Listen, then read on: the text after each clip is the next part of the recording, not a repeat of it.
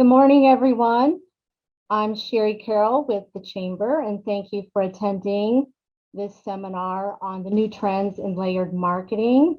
With us today will be Lucas Miles. He's the principal with Miles Media. And then we also have Rachel Thomas, who's the Director of Client Services, also with Miles Media. And she will be assisting Lucas. So we're going to wait just a few minutes to let a few more participants come in. So just hang tight.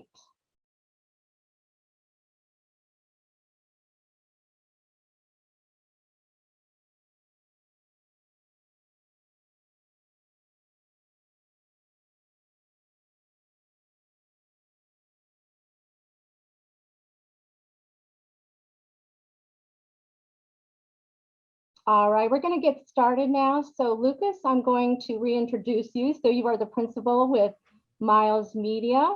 And why don't you go ahead and get started? We're anxious to hear what you have to say. Absolutely. Thanks to everybody. First of all,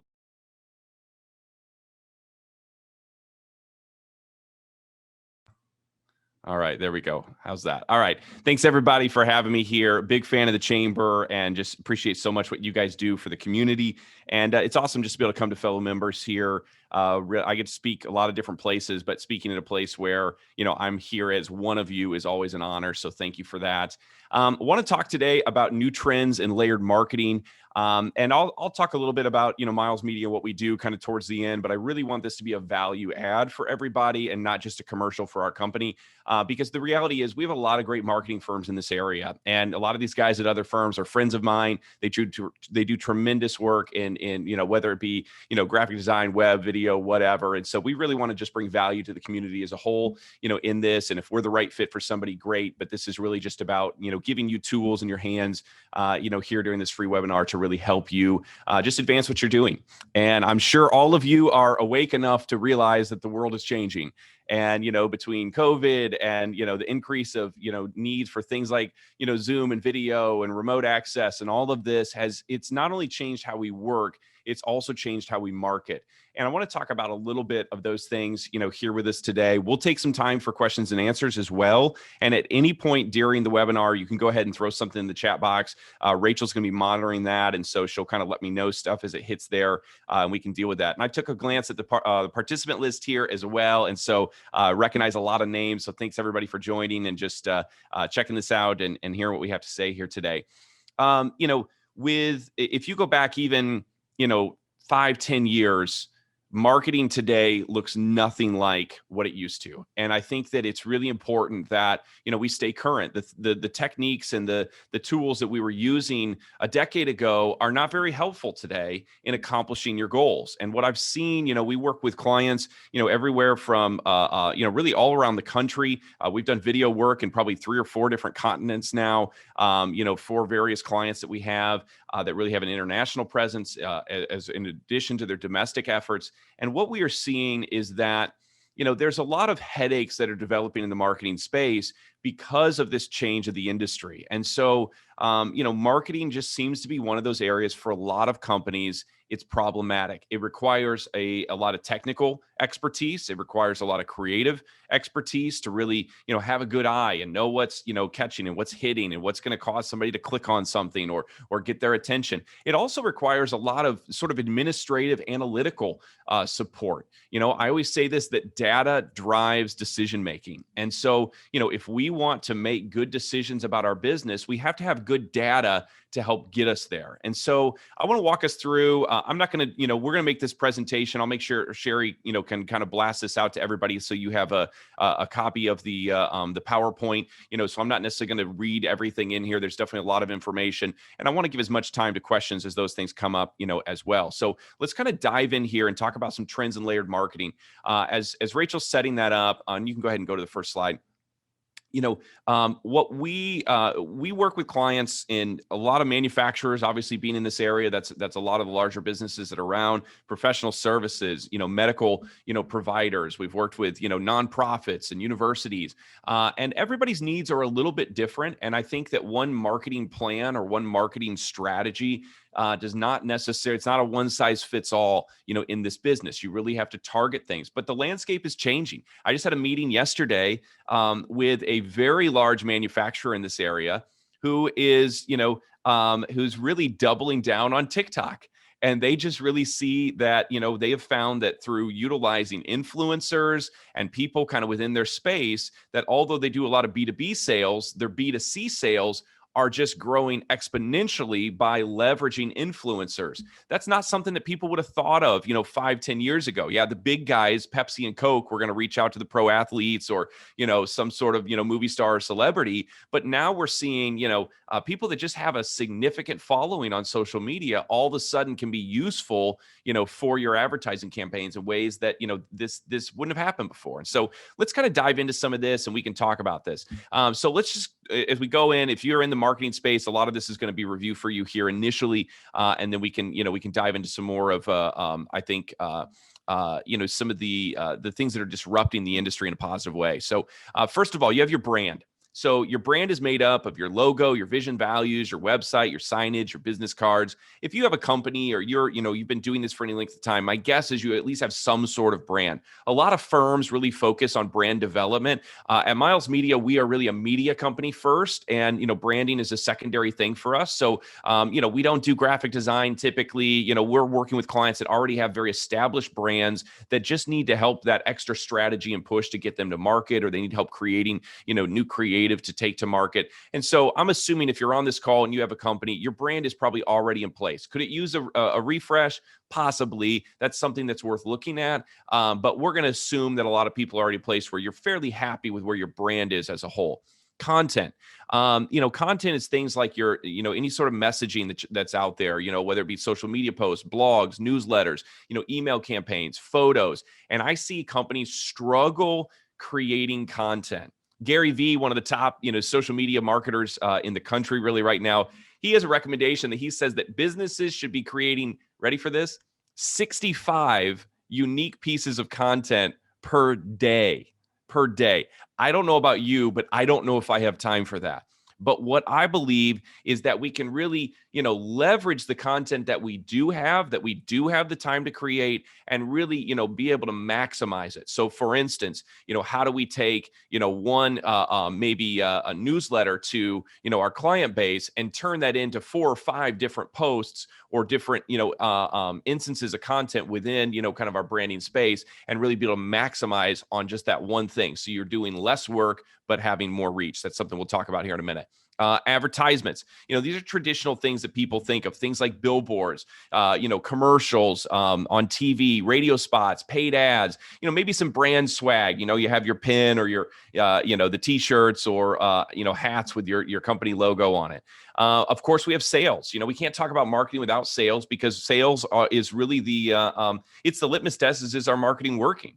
We are not just marketing for marketing's sake. We're marketing in order to change the ROI, or in order to change engagement. If you're at a nonprofit, or change, impact and influence a donor base or something like that. And so, marketing is not just something that, it's a creative thing. It has to be creativity and intentionality that is actually strategically driving to changing really the landscape of your business financially, as well as just other areas of, key metric of growth that you're looking at. So those key indicators, and of course, within that, we're going to see things like traditional sales, digital sales, sales funnels, email sales, digital targeting, text to act. We have a new product right now that is, working with clients through direct mail, and creating direct mail that's kind of digitally connected to your website, that sort of brings people back and is trackable in these things that wasn't available 5 years ago. Also, we have this final area, and I think this is, unless you're a nonprofit, this is typically one of the most overlooked areas of marketing, but it's one of the easiest in that most of the time it's low to no cost if you do it right. And that is public relations. Certainly large companies might hire a publicist. I'm actually in the middle of a book launch right now that I wrote, and I have, 2 publicists working on things, and they're doing a great job. And there's certainly an investment in that. But there's a lot of things that your company can do that to really leverage PR that doesn't, that doesn't have a big price tag associated with it. Things like press releases, building relationships with news media. I love our local news, and of course we live in a pretty divided world today, and people have opinions about things or whatever. But I have a heart for local reporters. I think that even if I don't agree with every story that they do, I still think that they're doing a great job. I try to bring news to our community, and my view of reporters is a lot like I think many people's advice about bankers. You want to know reporters before you need them. And in the same way you want to know a banker before you need a loan, you want to know reporters before you need a story. And so how many times, and I'll say this, if you're a CEO at a company, or you're an owner and you have a marketing director, or if you're a marketing director yourself, I want to encourage you, build relationships with the news media. This is one of the greatest sort of free tips I can give you. I have coffee with a reporter almost once a month, and at least sometimes more than that. I'm touching base with them. How's things going? With no agenda, just to see how they are, what's happening in the community, what are they working on, what kind of stories are they looking for, just to generate relationship. Because we have some great reporters in this area, and certainly things that I'm working on are going to intersect that. And I think that we have to really look for opportunities to leverage that. Most reporters are required to turn in about 3 stories a day to the news desk, and to be able to present that. But oftentimes business owners, don't do a press release. They don't pass anything along unless there's something just really big going on. And most of the time, there's a story within your company that you're probably just not seeing. And if it was packaged the right way, it would make the news, or it would make the paper, or it would receive some sort of community endorsement, or maybe make a trade magazine within your space. So there's a lot of things that we can do there. And also the final piece of that, which I'll talk about more, is this influencer marketing component, and really, what is an influencer?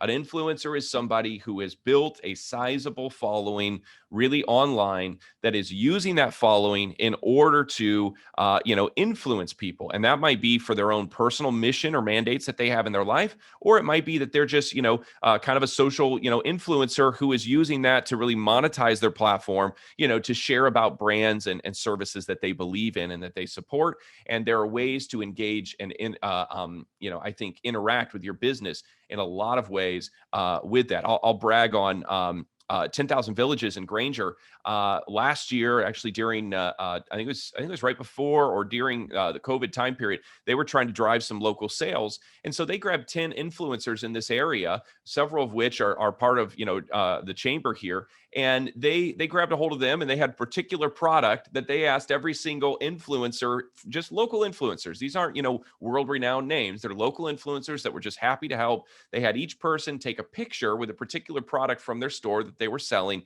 in order just to bring kind of brand awareness to the work that they're doing, and some of the the goods that they have from really people all over the world. And so and it was quite successful. They were sharing that on Instagram, and each person was kind of sharing that to their own social base. And what we were seeing is that the leverage of 10 people, each sharing to their own individual networks of people, gave a place like 10,000 Villages, which is a great local business here that's doing some good work, and also a nonprofit. It gave them some reach beyond what they had currently. And I'm sure they would not mind me bragging about them here for a second. So let's go ahead and go to the next page. So the difference between what I call traditional model versus a layered model in marketing. So, traditional models, typically it's more of a mindset than even necessarily what they're working on, but they see their marketing as sort of just individual things. Yeah, we're going to put a billboard up, and we're going to do, a radio commercial, and we might, do a TV ad spend over here. But they're missing some of the interconnectivity that I think exists within marketing, especially marketing today, and the ways in which they can really leverage that, for greater benefit for their brand. And so, they're looking at really these each aspect of marketing is sort of a separate, siloed aspect to their business. They're spending they're spending money mainly on non-trackable advertising, things like billboards, TV, and radio. Now, look, certain businesses, billboards, TV, and radio are absolutely necessary for your business to thrive. We do all sorts of ad spends, for our clients on various platforms like that. But what I find is that if that is your only technique, unless you just have, maybe a restaurant along the toll road, you're missing opportunities. And what you're actually doing is you're spending a lot more money than you have to get results that are not trackable, that you don't know how well they're doing. Most TV stations, especially in this area, do not properly, report numbers. They don't have those available. That's not a downer on them. It's just what's available, for local markets. We don't have the same sort of, Nelson rating and data and these things that we might have in other larger markets. Same with billboards. I don't know how many people. I can guess how many people saw that billboard. We can talk about traffic patterns, and we have some data on that, but I don't know which car drove by that billboard on a specific day that caused them to respond, unless I get really good at surveys asking my customers of how they got here. Same with radio. Radio is great for events. It's really great for, pushing to specific things. But, we don't know necessarily who's listening. We just know that there's potential reach, but we don't know how many people at any given moment are listening to that. Now, please hear, all of those methods are great ways to advertise your business. And we have some great companies in this area that specialize in those areas, but they are not the only ways to advertise your business. And I believe that if, in order to be done properly, they need to be supplemented with some highly trackable means as well in order to advertise your company. So, the focus in traditional marketing is really to create advertising. It might be to build a customer base, focus on sales, obviously all good things. Within more of a layered approach, really what we're doing here is we are, creating this integrated, really dependent upon one another to some aspects, and a holistic, mindset and strategy around our marketing, that we're building pieces that connect to one another, that send people from one thing to the next in order to really help everything become more trackable. So whereas a typical company might just put a billboard up, somebody with a layered approach to marketing, they're going to put a billboard up with a specific phone number or a specific text text number, or text, sale to this number, in order to track how well that billboard is doing, that they are only using that particular code or that particular number on that particular billboard. Now, all of a sudden, we've taken a traditional billboard that offers very little data, and we've created really an interactive billboard that is giving us specific data and then can be used to funnel people into the next step in our sales process of where we want to drive them to. Also, this layered approach, it focuses money on really highly trackable digital advertising. Email, social, and Google. If you're not using a CRM platform that's telling you how many of your clients are opening your emails, how long they're spending on your emails, if they're clicking links that you're putting in there, then you're really driving your company kind of, blind. You don't know what it is that's actually happening there. And again, data drives decision making. We need good data in order to make good decisions. Also the focus in layered marketing is really to create content. We're creating content, I kind of alluded to this earlier, that we can use in a variety of settings. So for instance, if I wanted to maybe take this talk that I'm giving here right now, and I don't know if we're recording it or not, but if we were to record this, all of a sudden I do a talk and I get to speak to, it looks like we have 29 participants that are on right now. I get to speak to all, roughly 30 of you, share this with you, and that is one touch point. If I took then the audio from this talk and then released it as maybe a podcast for my company now, or maybe just an MP3, on my website that's downloadable, or maybe even better yet, I want to take this MP3 and, say, hey, we have this 45-minute, talk on layered marketing, and I'm going to make that as a giveaway on my website that I'm going to advertise through social media ads, get a free 45-minute, talk on integrated layer marketing, and then all people have to do is put in their email address in order to have this sent to them. And so now I'm taking this one thing that I did, and it is becoming, part of a funnel that's actually helping to drive people to my email list and really create, a list of kind of warm, customers that could go from there. In addition, I might take this talk and break it into 5 different blog posts. And so those blog posts become something that, our company could share, or it might turn it into, 5 different newsletters that, hey, we're going to do a whole series on layered marketing over the next, 5 weeks. And we're going to send you out, a little section each week. And so I'm having it transcribed. And now I have the written version of this that's going into a newsletter that's going out to the client. I've done one thing, but I've been able to use it in 3 or 4 different ways.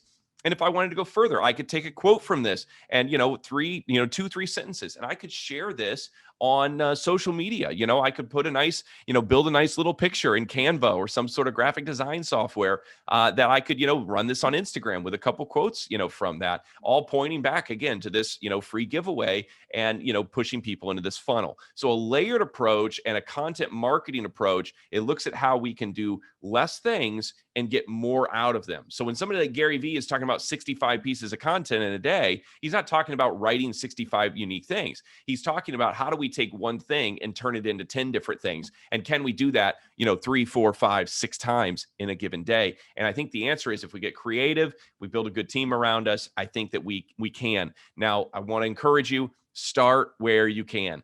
If you don't have the ability to create, 50 pieces of content in a day, don't worry. Most of us don't.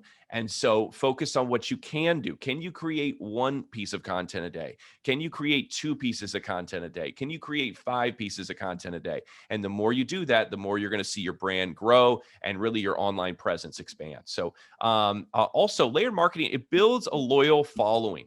People, they're following you. It's not just about, your products and your services, but it's about who you are and who your company is and kind of really the heart behind, the mission there. And they're seeing this whole integrated approach, the ways in which you're, how is your company, where's it donating money to? Where's it serving? How are your staff, working together to help this community? What sort of relationship? What success stories are out there? It's really kind of creating this value. And this is the last thing. It's focused on adding value to the community rather than just selling something. If you go on your social media and every single one of your posts is about selling something, after a while, people are going to get frustrated. You might have a time where it's a really kind of blitz season for you and there's a lot of stuff moving fast and you want to really target sales really hard for a month. And I think most people will put up with that. But if you're doing that constantly, after a while, people will feel like you're not trying to bring value, that you're just trying to use them in order to get your needs met. And I think it's important that we really take time to create value, diversity in the type of content that we're creating,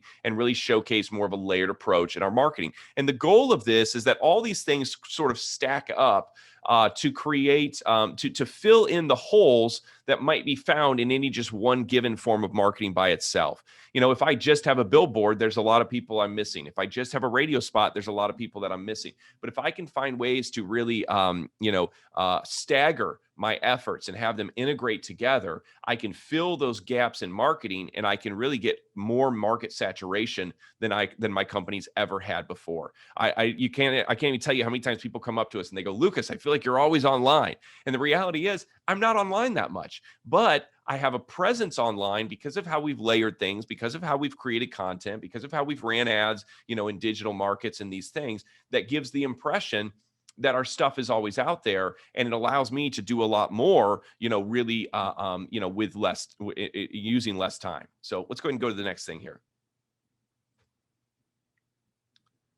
Okay, so it's just kind of example of what this looks like, that we go from we start with our brand creates content, we utilize sales funnels, and just in case this term is new to some people, just very briefly, I'm sure most of you are aware of this, but a sales funnel is basically some sort of process that we are driving customers or potential customers to, utilizing typically digital ads with some sort of email catcher or giveaway in order to gather information about the customer. And that might be, it might be a free, PDF on Facebook that you're giving away. It might be a free book. It might be a free, downloadable guide. And sometimes people come to me and say, Lucas, that just doesn't work in my industry. I'm not an author, or I'm not, they just think that maybe this doesn't apply for me. And what I would tell them is that there's always something that could help somebody. So, for instance, if you're working in a particular space, most industries would benefit from some sort of short PDF booklet that's offering maybe insider information or specialty tips that really you have that they can get for free. And if you can make that appealing enough and use enough appealing language, then a free PDF that took you a little bit of time to write, with information that you already know because you're an expert in your field, and then maybe you send it off to Fiverr to have somebody design it, or you give it to somebody on your team to design it, that all of a sudden becomes a lure that you can use time and time again. And when I say lure, I want to make sure we're talking about real value. We're not talking about gimmicks. I'm not talking about, doing things to, spam people and all this sort of stuff. There's all sorts of negative ways to market, I think, that that are, over time, people will, it just really surfaces that it's done with wrong intentions. It's done trying to use people in some way. But if we're actually have something that's of value, which I know our chamber members have a lot of things of value, we can share those with a good conscience, knowing that these things are really something that can help somebody. And if nobody ever wants to buy anything from me, and all they get is that free PDF that I offered, at the end of the day, I'm still okay with that. Why? I can sleep at night knowing that I'm bringing value to the marketplace. I'm sharing my expertise. And I really believe that when we plant good seeds in the market, it's going to come back to us in some way, and it's going to bring really return in our life. And usually sales funnels are a combination of working with your website, digital ads, maybe on something like Facebook or LinkedIn. I'm a big fan of LinkedIn advertising right now, especially for B2B clients in most spaces. And also, some sort of CRM platform, that's really helping you to create forms and, places where you can capture, that particular data. There's also things out there like, particular funnel builders that really specialize in the space that can give some shortcuts to it. But if you have the right, CRM, the right website, and the right social media, strategy, you can typically build a funnel without using, one of those other techniques. Also, data collection. That's really, the funnel is driving towards that data collection. What kind of data do we want to get? Depends on what industry you're in. Sometimes a cell phone number is enough. Sometimes an email is enough. It's always better to go to get as much as we can, but we don't want to push so hard on that it starts feeling intrusive. And so, if I'm asking for somebody just to get a free PDF, that they give me, their email address, their phone number, their boyfriend or the girlfriend's name, and, their favorite flavor of ice cream, after a while, they're going, hey, this free PDF is just not worth everything that I have to give up here about myself in order to get it. So we want to keep this data collection reasonable, and typically either, a phone number or maybe even just an email address is, or a name is usually enough to, to trigger a response and make that still feel like a great value with what they're getting, for the little bit that they're giving up. And of course, we want to use that data in an appropriate way. That we are then, because they've opted into this funnel. Part of opting into this funnel is that they're agreeing, and it's usually a checkbox on whether or not, they want to receive additional marketing from you or not. But they're usually agreeing to receive additional information. So that puts them into our monthly emails or our weekly emails, depending on how you're doing this, or any sort of other sales offers that you might be having. And of course, all this just sort of goes back. They get reinforced with the brand, start discovering who you are, and the whole process starts over again as we retarget sales. So let's go ahead and go to the next thing. And I know I'm going fast, but like I said, we'll get this available to you guys. I'm not going to read all this here, but I want to tell you about it a little bit. I had a client that came to me actually from New York, and they had this new this patented therapeutic spine pillow, type of thing that you might see in a chiropractor's office, or, maybe a doctor's office for somebody that, it's something that it's not, just meant to sleep on. It's meant to sort of lay on for, 10 to 30 minutes at a time, that really kind of stretches ligaments and provides some, relief of certain aspects of your back. And so I was actually on a trip on a project for our company in New York. And this guy happened to be there. He was a friend of one of the guys that I was working with on this project, who was a client.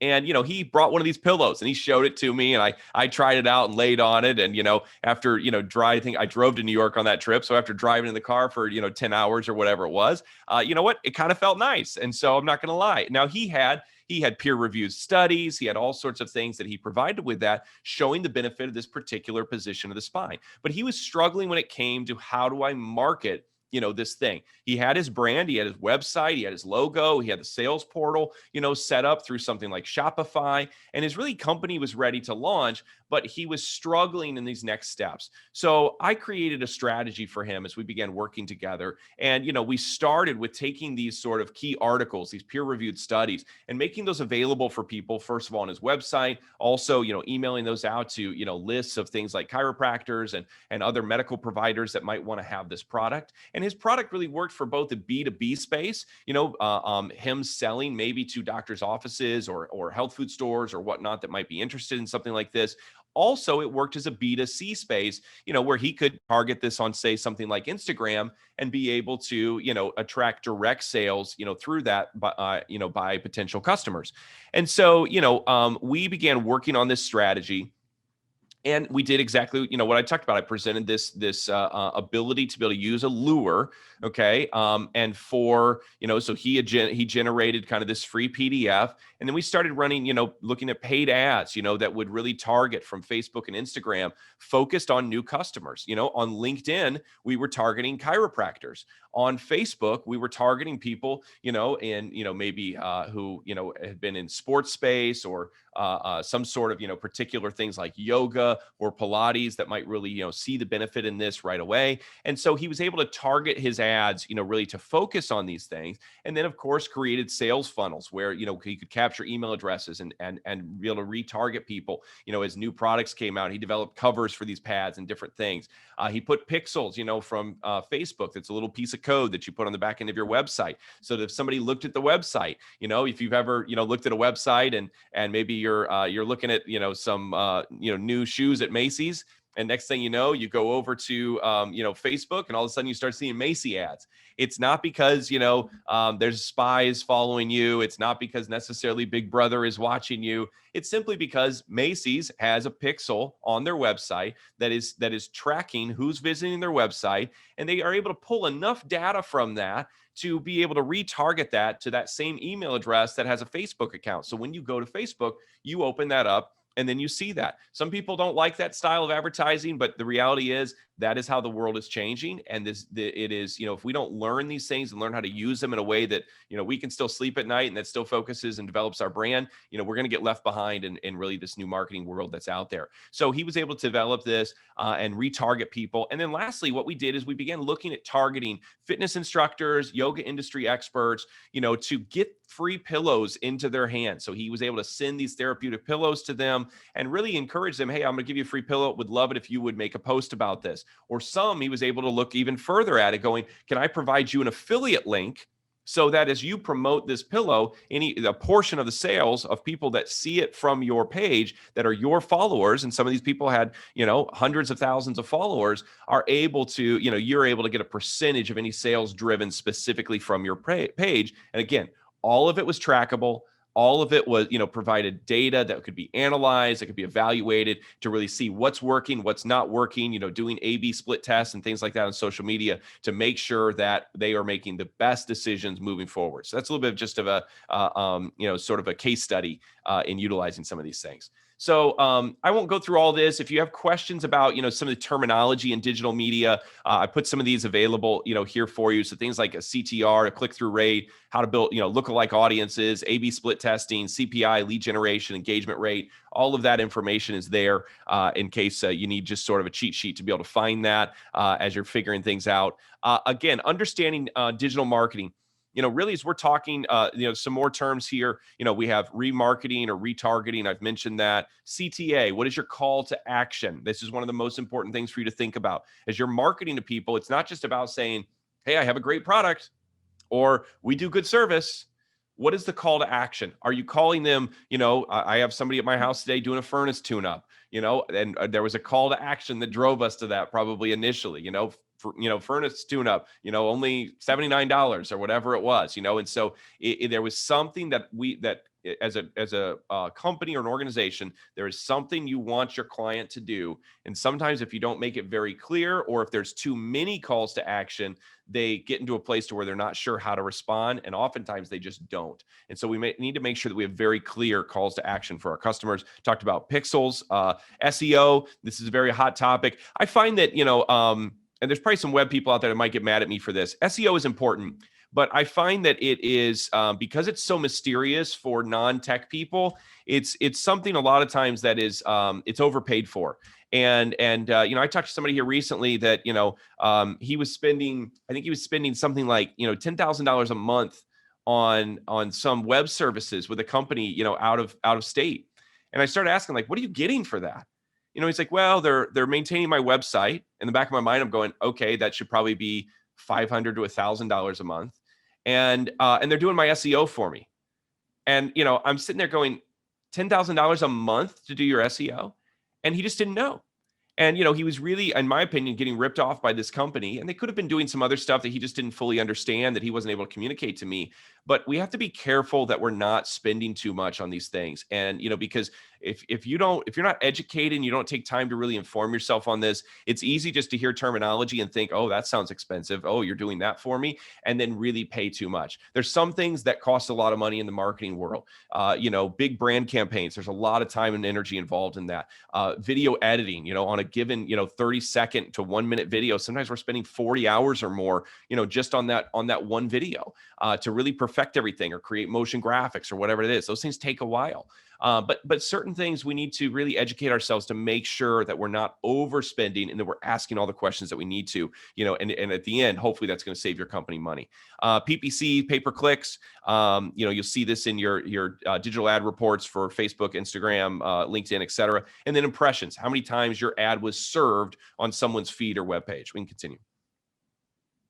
All right. So 9 advantages to advertising via video. I'm a big fan of video. That's really where we started, and a little bit, just on Miles Media here. We started as a feature film company. So I had done a couple music videos really for some creatives that I was helping out, really just on the side. And if you know me, I actually started as a pastor. That's kind of my trade number one. And as I got into, doing some videos on the side for people, I sort of fell into, and I won't tell you the whole story here, but I fell into a little Hallmark movie called Rodeo Girl. It was shot up in Grand Rapids, Michigan. And there was a producer that had fallen out of the project. And I had worked with one of the actresses that ended up being the lead role in the film. And Kevin Sorbo was in the movie, just sort of a, video on demand, style family film. And I had reached out to the producer and I said, hey, I work with this particular actress, just checking in. If you need anything, let me know, and I'm kind of in her corner, everything else. And this is probably, I don't know, this is probably in 2014, I think, that this happened. And he goes, well, I had a producer that fell out of this. And I come from a family of marketers and branders. My brother owned a very large branding firm in Indianapolis and just sold it a couple of years ago. And my sister's a designer. I mean, this stuff is just sort of in our blood, in our family. And he says, hey, have you ever produced a film before? And I'm like, well, I've done music videos before. And he goes, it's the same thing, just longer, which is a total lie, but it was enough to get me in. And I ended up bringing about half the investment money to this particular film. We produced it. We became co-producers. We sold it to Netflix. We sold it to Redbox. We sold it to Walmart. We did some Fox Asia, some pretty major national deals with this movie. And we flipped this little movie into, a little profitable, machine and got some great exposure with it. And immediately I started Miles Media. And so, we've been going since 2014. And, I really began thinking, hey, this feature film thing, this is awesome. We're going to keep doing this. And we still do feature films. We always have one or two that we're working on in various stages. We just finished a film that is actually theatrical right now in Australia, was on all the video on demand platforms in the US. But what I found is that those projects, they're really long. They take a year, 2 years sometimes to do a really good Hollywood feature, with SAG contracts and everything else. And so what we found is in that in-between time that there was a lot of companies that needed help with video. And I really saw the market changing, and the importance of video increasing to where, this was something that companies could not do without. And now, in 2021, especially after going through 2020, I think everybody is aware that our company needs video. It's one of the most important aspects. Here is why video matters so much. So let's talk about some of these stats. Your customers are watching video every single day. Some of you might even be watching video as you're listening to this webinar. You're flipping through your phone on mute or something like that, checking out your TikTok. And hey, that's okay. I get it. And so we are always looking at video. 92% of B2B prospects consume online video. I'll just hit some of these stats. 4 billion videos are watched on YouTube every day. We've been really proud to be able to say that we have over 4 million views on client content that we've created now here at Miles Media. And that's a pretty big marker for us. Our next stop is 10 million, and we're on our way to that. But it's not just about creating a great video. If you don't have a strategy to get it in front of people, you're just spending a lot of money on really a digital paperweight. And so we don't want to spend a bunch of money on a video and then have only 13 people see it. We want to make sure that we're using that video and getting the maximum output out of it, and that it's being used in a very specific way. I had one client that we had talked to, and they're a large manufacturer. And I said, okay, well, what's your goals for this video? And I said, how many, is there a certain number of views that you're hoping for or exposure that you need? And, she said, not really. And I said, well, how many people do you need to see this, do you think, to be able to acquire a customer? And she goes, well, if it's the right customer, we only need one view. And I said, well, what do you mean? She goes, well, a new customer for us is about $1 million every single time we have a new customer for what they offer particularly. And so she goes, in our case, we could have 100 views. And if that got us 3 new customers, it's worth it. Most companies aren't in that position. And so if you have a service that's just giant, and if you land that one person, maybe views don't matter as much to you. It's just about the right views. But for most of us, it's about, it's about the right views, but it's also about trying to get as many views on our content as we can and really targeting that to specific people. And so that's part of where those digital ads, come in, taking a video, using it as a digital ad. Video ads convert sales. Biggest names in online marketplaces, including Amazon and eBay, report that adding a video ad to a product description increases the chance of a shopper buying that item by up to 35%. That's a pretty important stat. People share video. They're less apt to share a photo. Back 5-10 years ago, everybody was sharing photos online. You don't see people sharing photos very often online, and maybe unless it's just some funny meme or something. But now people are sharing videos that inspire them, that they laugh at, that they like, that they think are pretty, and I think that is important that we remember that. In fact, more than 700 videos are shared by Twitter users every minute. 700. This only increases, the exposure, of your video when you get the right video in the right place. Video ads do well among mobile users. Number of people, of course, we're looking at, videos all the time on our cell phones. So let's go ahead and keep going to the next slide here. So we hear video is an excellent format for informing and educating. Sometimes you can say, a lot in a 30 to 60 second video, that it would take paragraphs, to be able to say, or a long email. Would you rather have somebody send you a really lengthy newsletter, or would you rather have them give you a 30-second video? And I think sometimes that 30-second video in most cases can tell more than that long newsletter can. And it certainly keeps their attention more, and they're way more apt to watch that video than they are to receive a newsletter. How many of you, if you've gotten a newsletter before from a company that has a video at the top, you've just watched the video, and then after the video, you've scrapped the newsletter or put it in your archive file and went on? It's because video is effective that way. It captures our attentions. It hits multiple senses for us. Provides well as educational tools. And I'll say this too. We really try to help educate our clients on knowing when videos need to be professionally done and when videos can happen, kind of be made by their internal team. And of course, every company is going to have different level of skill inside their company to be able to do this. Some companies don't want to make any creative themselves, and that's fine. I think that they know their niche and they're staying in it. Other companies, they recognize their need for, video on a regular basis. And so they're going to develop some sort of internal ability to be able to create something, but they recognize that only goes so far. So if it's a brand video, an HR video, maybe key sales videos, those are things that usually need to be done by professionals, that this is what they focus on. But if you're working on, say, an internal training video, or something maybe even frequently asked questions or something like that, if you have the right team in office, maybe with a little support from an outside media firm, you can really put some great things together and keep your costs down. And so I always maybe articulate this much like working with an attorney. I have a couple different attorneys that I work with in different areas, and I had one attorney tell me one time, they said, "Lucas, I like you because you're a good client." And I said, "Well, what makes me a good client?" And they said, "You know when to call me and when not to." If you have just a new hire, or you need to have somebody sign an NDA for a project that you're working on, I don't think I need to call my attorney for that all the time. Now, if it's a giant thing that somebody's making for NASA, you probably want your attorney to look at the NDA. But if it's something that's lower value or lower risk, but I still want to have some some coverage there, I can go online and I could probably find an NDA agreement that would work for my company. And I don't know if I need to call my attorney for that one.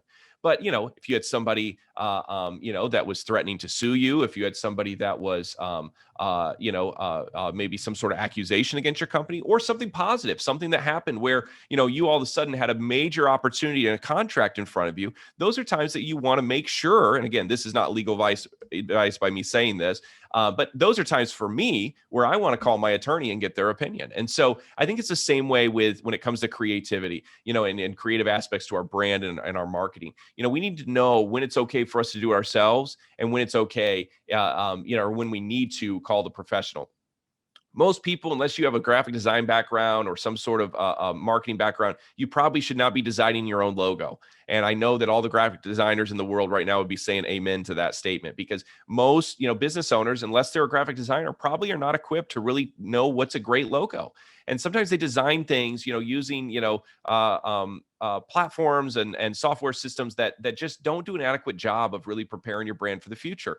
And so, but after you have a logo designed or a brand designed by a professional, now you might have the ability to pull that together and to be able to put pieces that can really help increase your exposure. So know when to call the professional and when you can do it yourself. I think that's an important rule here.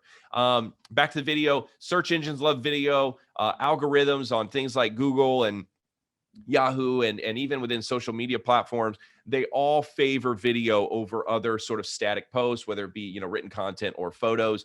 So it's important to realize that if you share a video, it's going to have a chance of going viral a lot more so and getting more exposure than say just a written post would offer. And so we could go on through these again. The I'll hit number 9 here because I think it's important. Is the analytics are telling. Video gives us opportunity to really get really great analytics. How long did somebody watch it? Did they click on it? Did they click on anything else after it? Did they leave after the first 3 seconds and not continue watching it? There's all these things tell us something about the creative that we're making and help us be able to make better decisions in the future as we prepare our other marketing, offerings. So this last thing, or I guess we're getting towards the end here. This is what drives engagement in digital marketing.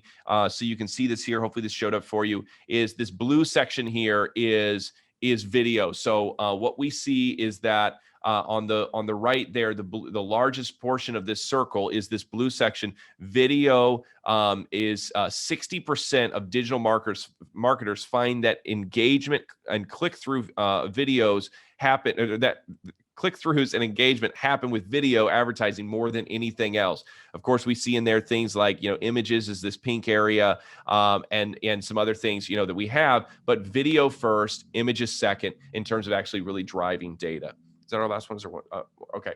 So we have a couple other slides here. This is just on some more statistics on really the efficiency and effectiveness of video. I won't go through all those, but I think that it's important to take a look at that and just make sure that you're aware of it. And so I got some of my info here. What I really want to do is I'd love to take some questions because, I know that people are coming from all different industries here. And if I can do anything to sort of, target my answers towards specific pain points that you might be having, and to really be able to answer questions that are going to be the most meaningful to you in your space. And let me just start by saying this. What's maybe a pain point that you have in marketing right now that you're looking for an answer to? So you have some opportunities for some free advice, and I'd be honored to be able to give it to you right now. So go ahead and drop it in that Q&A section.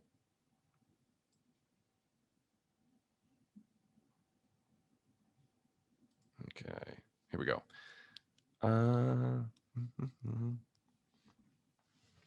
Okay, so there's a question. Is your data about effectiveness of videos and shares, does it cross all demographics and age groups, or is it specific to certain demographics? Great question. And so, Molly, I appreciate that. So a couple things here. I don't have off the top of my head exactly, how this breaks down across different age demographics.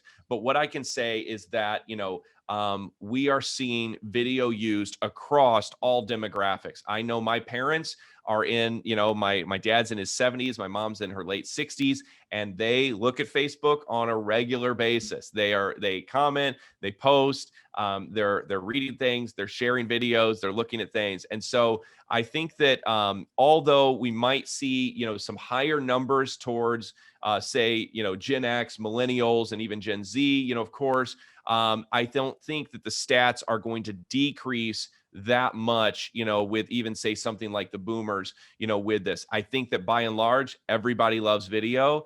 And I don't think it's something that people are afraid of anymore, when they approach. It just probably depends on how complicated we make it in order for people to get to that video. That might have some numbers trail off. But I think overall, you're going to see effective rates really across, any demographic, for video specifically. And I can say I work with a lot of people internationally. We've done a lot of work even in East Africa, where the average cell phone there is dated by probably 5 years at least, in terms of the technology that it has compared to what we have. And my friends and my colleagues that I work with there, they are still sharing video on a regular basis. So we're seeing this. We're really seeing this in international markets as well as domestically across all age groups. Great question. All right. So Brandon Williamson, thank you, man. I appreciate that. Okay, question about we moved downtown. Yeah, so if you didn't see the announcement, Miles Media did move downtown, and we did that right at the start, really, of the pandemic. So we moved into the WNIT building. We have the upstairs suite here, right on top of the studio, and we moved here around June 9th last year. Certainly a risky thing to do in a year that we didn't know how it was going to go. But man, Brandon, I appreciate that. And we had a great year, and we're loving our space. And if anybody wants a tour, always open to giving tours, and we mask up in the hallways and everything else. We're not at our stations, and love to have you out here. Check out the studio that we have and everything else available to us. Does the length of video matter for engagement? Is shorter better? Great question. I would say that if it's a general sales video, we typically see our clients are making things, with us around 30 seconds to a minute. I'm also a big TikTok fan. And so we're seeing a lot more engagement on TikTok. It's a platform that we're using a lot here. Rachel, my co-host here, she's a TikTok wizard and has approaching probably 50,000 followers on there through strategies that she brings to the table with us. And, short videos work, certainly. But sometimes 15 seconds is not long enough to get all the information that you want to convey. What I always look for, the answer to how long a video should be, is it should be the shortest length possible in order to say everything that you need to say.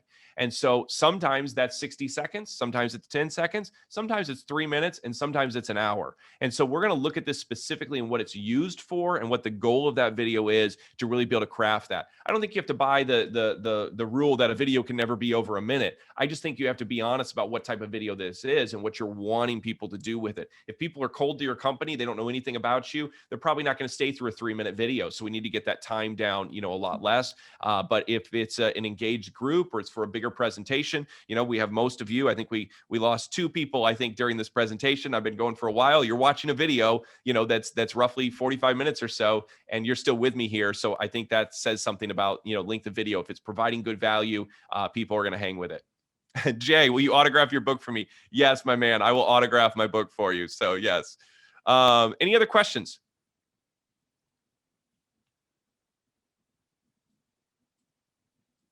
We'll give another minute or two here to see if anything else pops up on the chat. And let me just say this, we have, I just want to make a plug here again. I'm a guy who believes in more than enough. And what I mean by that is that, I think anytime that we get into a lack mindset about our companies, it really puts us in a position where we're not always making good decisions. And so my view of this area, of this region, is there is enough business for everybody. And if we can create value and if we can find our niche, then, there's really enough business for each of us to thrive. And I think that, we do that by really being good partners with one another. And so, we have some tremendous companies in this region. And like I said earlier in this talk, we have some tremendous companies, even in the marketing space, that I think are doing good work. And so, this isn't just about pushing people to Miles Media. We want to bring value. We want to really elevate this whole community and really see your businesses grow. If I can help you, or if Rachel can help you, we're here to talk. If somebody else is a better fit, take this information and go ask questions with the person that you're working with. If you're already signed with somebody in a marketing support area, to really be able to, help do what you're doing. Share this presentation with them. Again, like I said, most of the guys in the marketing space in town are friends of mine. They're doing tremendous things. And so we're just thankful for, an opportunity to kind of be here and share with each of you, in this process. So if you do want to get hold of us, you can check out our website at milesmediafilms.com. We have plenty of, examples of our portfolio. And maybe some people might wonder kind of what specifically we do. Do we only do video? Miles Media, as I mentioned, we're really a media firm, and that differs in my mind a little bit from a traditional branding outlet. And so for us, we're looking for companies typically that have very established, strong brands. And we want to come alongside a company like that and really help develop them. If somebody comes to us and they don't yet have a brand, it's not that we can't help them, but typically we're going to partner with maybe another branding agency that we play nice with, and really be able to be able to share this out there, I think, in a way that is going to get the most, for you, because creating, a lot of content, a lot of media for somebody that has maybe a confusing brand, sometimes it just adds to that confusion. So we want to make sure that brand piece is really taken care of first.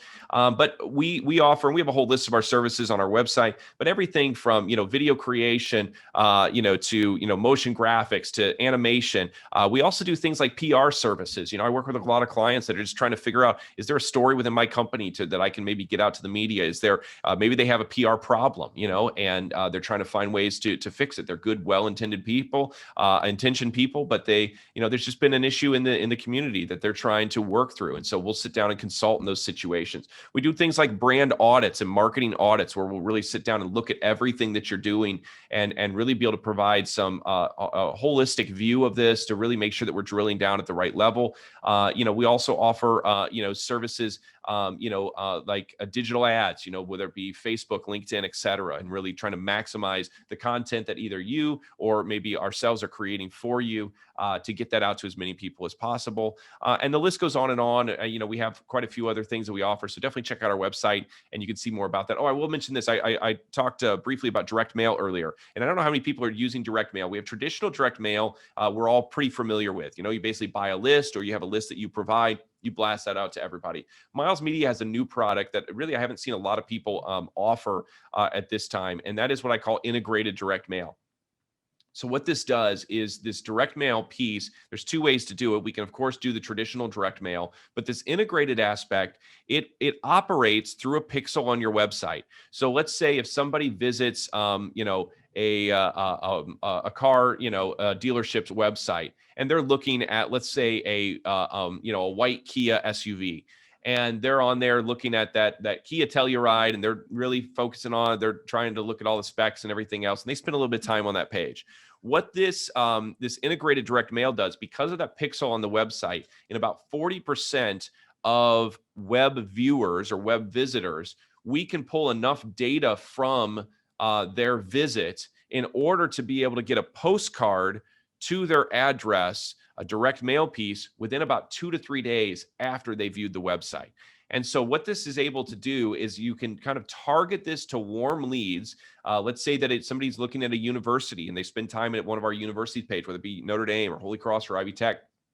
They visit that website, they check it out. And what that is able to do, about 40% of those visitors, that university can have a direct mail piece that's sent to them without the university it's all automated. The university doesn't have to do anything with it, or the client or customer doesn't have to do anything with it. It gets to them, and it is able to kind of be personalized for that. And so much so that if that they're on the page looking at the white car, you can send them a picture of the white car that they're looking at in that pre-made direct mail piece. It's got a little bit of a longer nose to set this up in order to get it to automate properly, but it's a pretty cool tool. And what I really like about it is there's no minimum. If you want to just do, hey, I wanted to send 50 of those a month, you can keep it at a more reasonable number. And so we want to look at your web traffic to really be able to discern how many should you be blasting out. So the big question here is to close, what type of advertising should I be doing? And I think that the question of that is really based upon what industry are you in and what are your goals. In an ideal situation, most companies should be diversifying their advertising, much in the same way that you diversify your financial portfolio, to make sure that you don't have big gaps in the marketplace, that you're hitting as many places as possible, and so that you're really able to kind of leverage the content that you have to drive traffic and to drive data to your brand and to your company. I think that everybody should probably have some sort of, social media presence, depending upon what industry they're in, some sort of video usage. That is a major thing. Usually our top videos for clients is, first of all, a brand video. Second, typically some sort of a sales piece. Third is usually some sort of HR video. We have one client that we've done probably 60 to 80 videos for just their particular company. Every product, every department, every quality and stat that they have, they've incorporated video for, and because they know that that's what's causing people to stay on their website and spend time, and they're utilizing them in a lot of different situations. In addition to that, digital ads for most companies, whether it be B2B ads or B2C ads, definitely something I would recommend you taking a look at. And don't forget the PR side of it. Press release, press release, press release. I think it really makes a difference in just getting community exposure, especially if your business is really geared towards the greater South Bend regional market. So check that out. If I can be a resource for you, please let me know. My email is lucas@milesmediafilms.com. We have that up on the screen. We'll make sure that's out there. And then you can, of course, call us here as well. And we would love to help you out any way we can. So I want to just thank everybody for spending the day or morning here with us. And also a big thank you to the Chamber for letting us, to have us here to be able to offer this course for you. So I'll look forward to seeing you around town, hopefully sooner than later. Well, thank you, Lucas. It was great information, and we will email the link to the recording to all of the attendees, so if they want to review it again. But great information. I appreciate it. I appreciate everyone attending. And just a final note, next Tuesday is our Big Salute to Business event. It starts at noon, so if you haven't registered, I recommend that you do so. We'll have a great keynote speaker, Allison Levine, and she'll teach us a lot of different lessons on leadership. So everyone have a great afternoon. It's going to be a nice warm day, so try and get out a little bit. Thank you. Have a great day. Bye.